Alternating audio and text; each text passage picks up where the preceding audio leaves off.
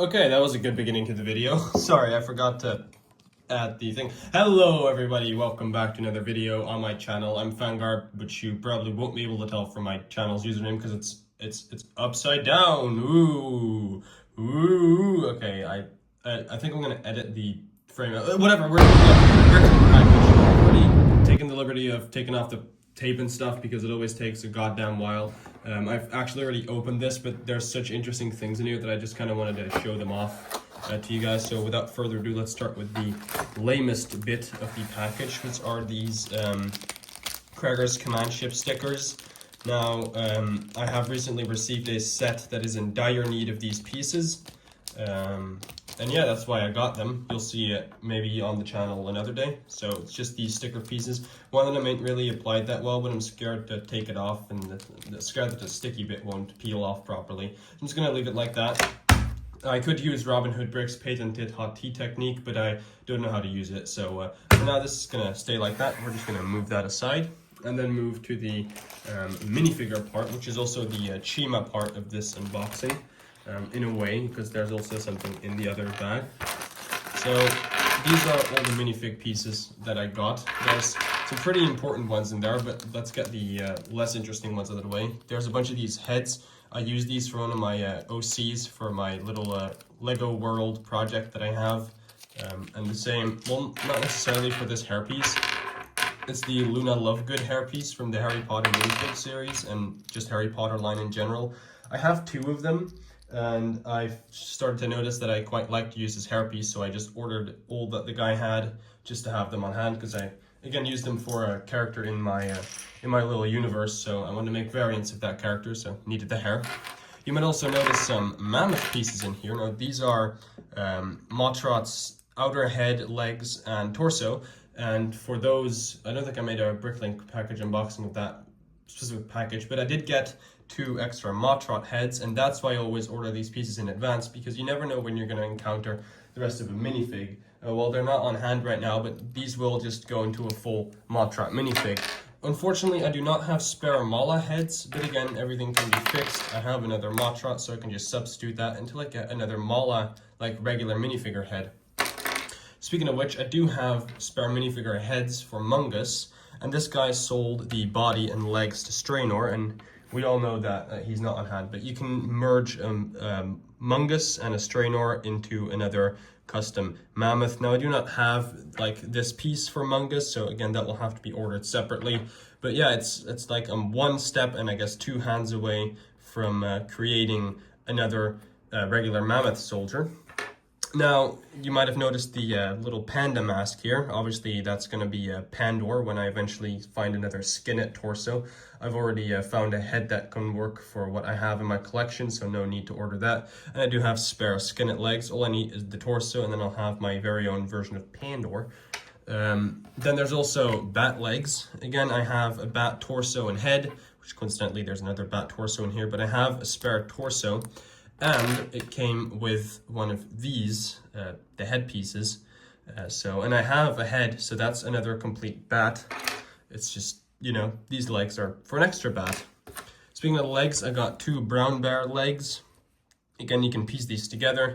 One of my Loondors was missing legs from a package that I unboxed when the Chima crew was over here. I didn't film that because I was too tired and I really wanted to open the box.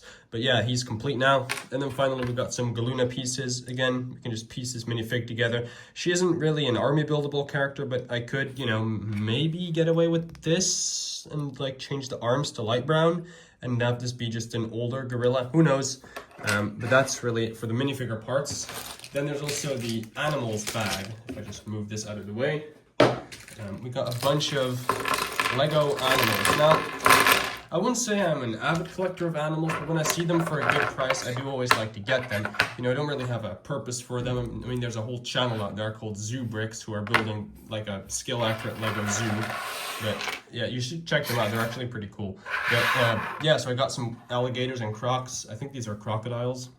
I got 2 of the old ones.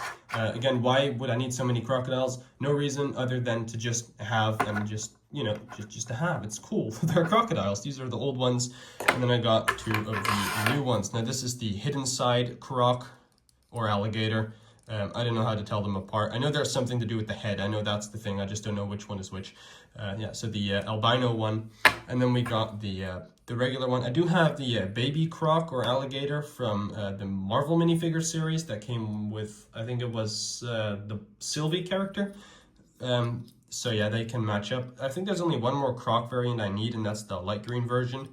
But again, these are cool to have. I'm just going to put them in my animals drawer until I need them for something. Same goes for this white shark. I had an underwater scene, which I might link the video from Bioformation in the description below. If I don't, you're going to have to look on Bioformation, my old channel, where I had an underwater scene. I might want to rebuild that someday.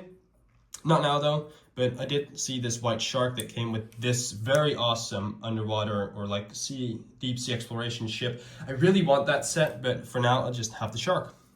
And then we also got, these are from Indiana Jones. I think these are exclusive to a specific Indiana Jones set. I know they come in an Indiana Jones set. I don't own any of them. I don't really like those movies, but I think these ants, to get to the point, these ants are pretty cool. Again, I just kind of want to collect the Lego animals to diversify my Lego animal population a bit. Two of them, all they had, the seller. They also had two of these Black Panther babies, or cubs, I suppose. I always wanted the big one from the Jungle Exploration line from 2017, I think. It's this set. I always wanted that one, but never got it. And now I have at least the cubs, so maybe one day I'll find the actual piece for sale. And then finally, until we get to the, again, last bit of Chima, I have this clam. I didn't know these existed until I watched a Lego SpongeBob episode, which is now Brick Bob Films. Again, go check him out. He's really cool. He makes like Lego versions of SpongeBob episodes. I saw these in his video years ago, a clam, which opens up, like putting your nails. I don't have big nails right now. Cut them the other day. But yeah, there's a clam, and the guy had them, and I wanted these clams for years, so I got them.